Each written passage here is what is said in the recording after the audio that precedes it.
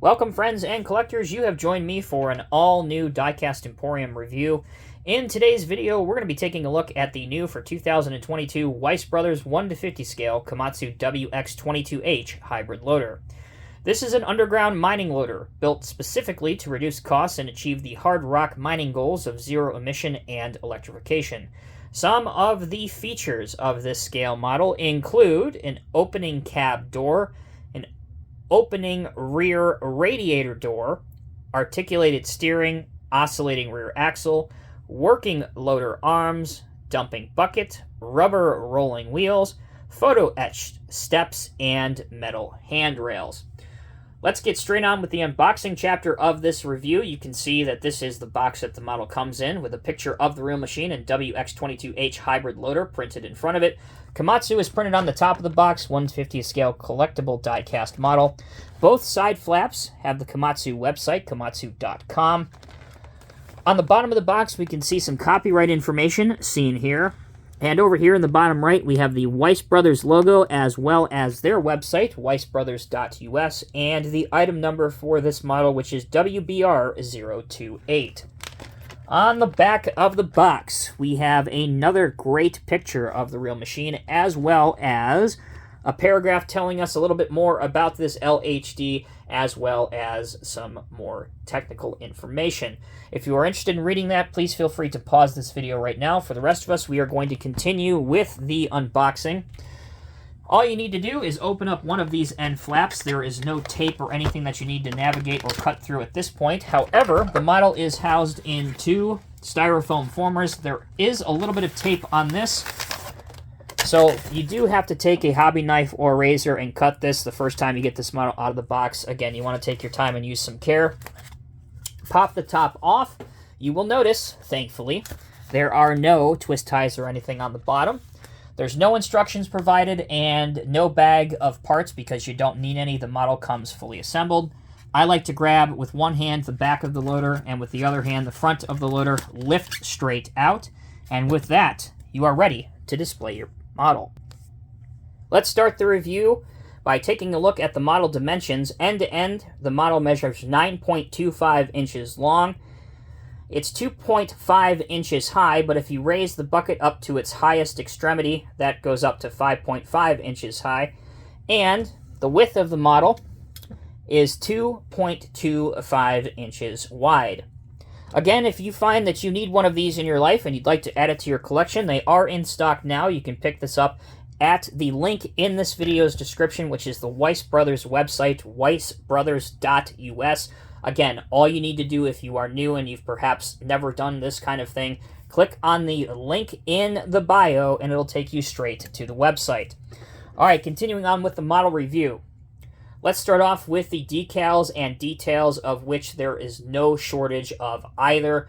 This is one of those beautiful eye-catching models that if you were to place this on your desk at work or in your display case at home, it is an instant conversation starter. The level of detail and the craftsmanship that's gone on to modeling and replicating this underground mining loader is truly mesmerizing. Let's start off with the decals that are on the front axle, the wheel hub. As you can see, there's numerous warning labels there. Taking a look at the cab, you can see the Komatsu logo.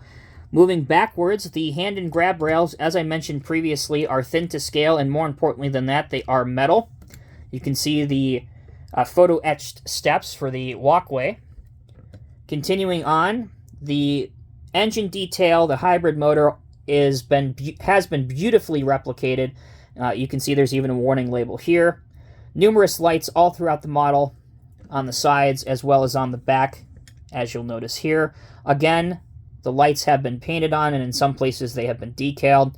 Here is your opening rear radiator door. This does open, and it is etched through. You can see that detail here. Go ahead and open it, and I'll show you this as well during the features and functionality chapter of the video. Continuing on with the details and decals, here's your OEM Komatsu stripes. So you have the bluish purple transitioning to the black, and then written on the black part, you do have the WX22H. This side is noticeably different than what we saw on the left side of the machine, and that starts with this assembly. If I can draw your attention over here, it is absolutely captivating to check out the detail inside of that panel there. Absolutely gorgeous. And certainly this model goes right up there, in my opinion, with the CCM brass pieces and some of the old TWH and sword models back in the day. Continuing on, you have the Joy Mining logo here, which again was one of the companies back in the day that Komatsu bought out, just like P&H. Continuing forward, you have more decals on the center wheel hub, and the tires themselves do have a very realistic tread pattern on them, as you can see here. All right, more details inside here, tanks, hoses, there's your articulation joint. Moving towards the front of the underground mining wheel loader, check out these teeth that have been casted. The bucket itself is actually rather large and does have a fair amount of depth to it, so you can imagine you can get a fair amount of cubic material inside. Back around where we started, again, you will notice another one of the working features, and that is an opening door for the operator. And once you open that, it allows us to show perhaps one of the best parts of this model in terms of the detail, and that, again, it's hard to pick up on camera. But you do have an operator seat, which, here's a tip for you, just like the real machine, the operator seat is facing towards the right. That is correct. The operator does face towards the right side of the machine and not straight ahead. So you can put an operator figure in there if you'd like, if you do have 1 in 150 scale. But moreover than that, you do have a detailed operator screen, which would, in the real world, of course, be an LCD heads-up display or panel inside there, and it has been replicated beautifully. That is the details and decals. Let's transition now to functionality.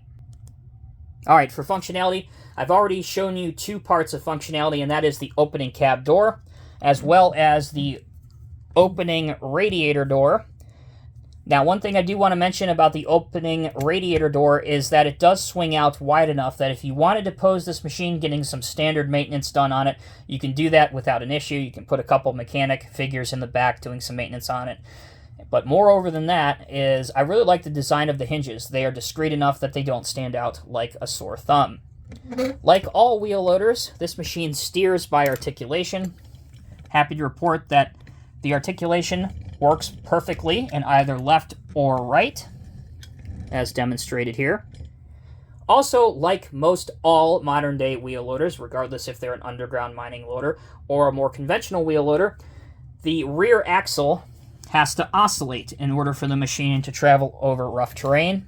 Again, represented accurately with this model. All right, let's move on now to the functionality of the loader arms and the dumping bucket. Let's raise the bucket to a decent carry position.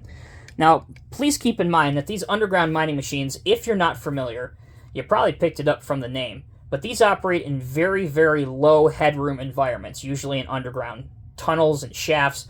So you're not going to be typically raising your bucket up that high until you're out of the tunnel where you may need to dump into a dump truck. So your carry position is excellent. That's probably what you would see the most in the real world. But when you get out of that tunnel or shaft, you can replicate a large height, dump height, and your bucket can curl back all the way to here if you need to. And your dumping angle is also excellent, and being that this machine would be dumping a load of some crushed rock, perfect. Nothing to complain about there either. Finally, for the lower end of things, again, not so sure how realistic this would be, achieving a aggressive cut angle. But again, if you wanted to go for something that's not particularly realistic, you can achieve an aggressive cut angle. All right, for the last part of the video, I'd like to show you some different poses with other models that you could use this model for. So let's bring in an underground mining truck. This is a Cat 8060.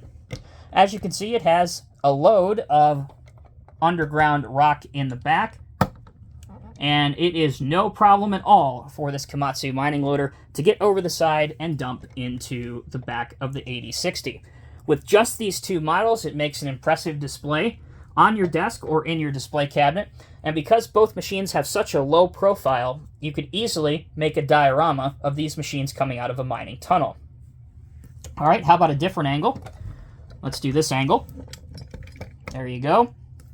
How about this angle for those that want to see it? There you go. All right, last but certainly not least, you got to get this machine from the dealership to your job site, right?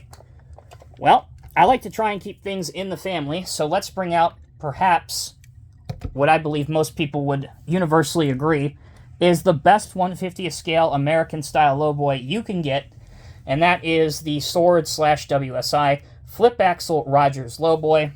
This one is being hauled by a Peterbilt.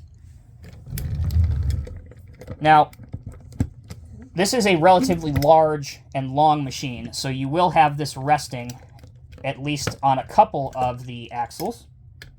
So there you go. Put this down.